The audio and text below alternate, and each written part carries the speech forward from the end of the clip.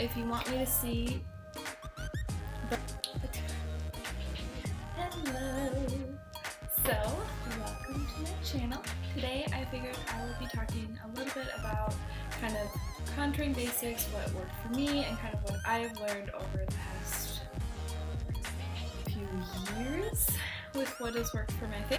I've done all my foundation, I've done my blush and then my highlighter, as well as all of my eye makeup and all of that stuff. So all that's left to do is the contour. I'm going to be using Tarte's Palette as the highlighter, contour, and blush, as well as a bunch of different eyeshadows, of which I am using a little too much of. I'm really scared it's going to run out soon. So without further ado, right here I have Eco Tools brush. I honestly don't remember what style it is. I will leave that down below where you can buy it.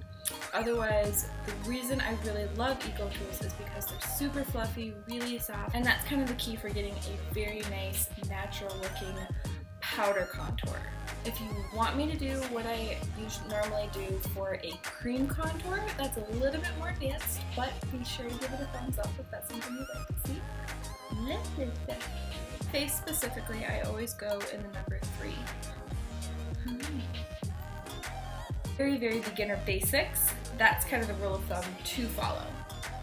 So first, obviously, load it up, but I always tap it a few times just to make sure that your brush doesn't get overly saturated. Otherwise, it is super difficult to try and buff out. Usually I just give up. I know a lot of people who can, but I personally, at that point, just kind of wash it off and try it again. So the trick is to make a little bit of a fish face. You want to suck in your cheeks so you can see right where your jawline is. Kind of the key is you want to go just towards the top of the cheekbone in order to slim your face the most. If you go right into the hollow, obviously it does work, but it doesn't slim your face. You want to go right into the top and just buff it out. How far you want to go over, you're going to do the center of your eye, straight down, and then that right there is where you're going to stop. And I'm going to go into my temple.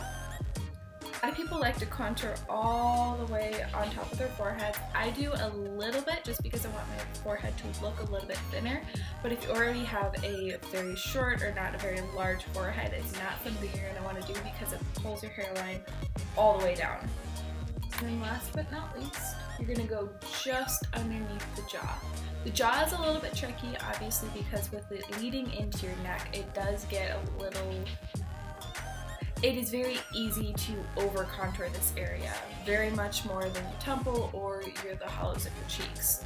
So I go very lightly and very gently.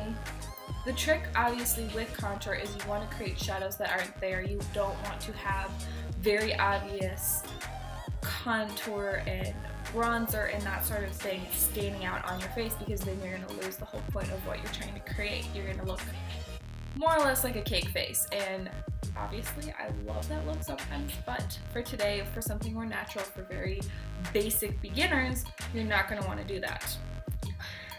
Let's do the other side now.